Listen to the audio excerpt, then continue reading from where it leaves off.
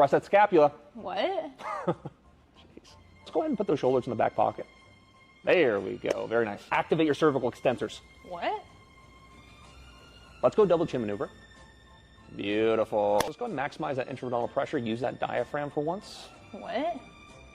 All right, so let's go ahead and act like someone's about to punch you in that stomach. Draw that ribcage down for me. Far too often, coaches are more focused on sounding smart rather than effectively communicating to their athlete using terminology they know for a fact the athlete doesn't understand, which makes you an ineffective coach and sound really pretentious. As fun as it is showing off that brand new online certification, or more accurately, parroting what you Googled 5 minutes before the appointment, you're there to coach. So, coach.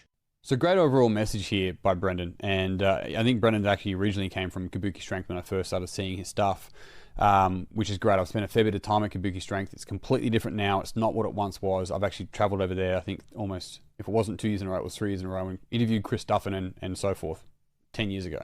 Point being is that he's from a good ilk. He's from a very good ilk. But there's a couple of key things here with the coaching. One is that cues, doesn't matter how smart or how simple they are, you're still going to get different variations per individual. So if I had a room full of 10 people and I asked them to have a straight back or any of these cues in particular, I'm still going to get different, let's say, anatomical responses.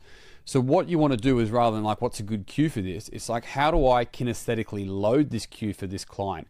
How do I go, pull against my hand? So you grab your arm. I'm going to grab your arm, pull against my hand. Can you feel that? That's your lats. So when I say squeeze your lats, that's what I'm referring to. So at the bottom, that's what I want you to feel at the bottom of a deadlift so you know to pull.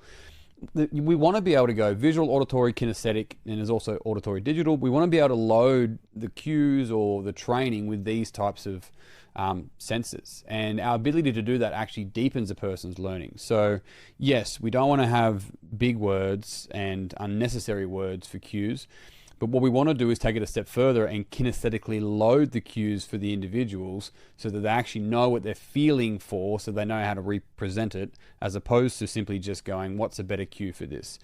The best cue is what makes sense to that person, and you usually have to make sure it makes sense to that person, kinesthetic sense. So love Brendan's work, just an add-on there, but I agree with his point.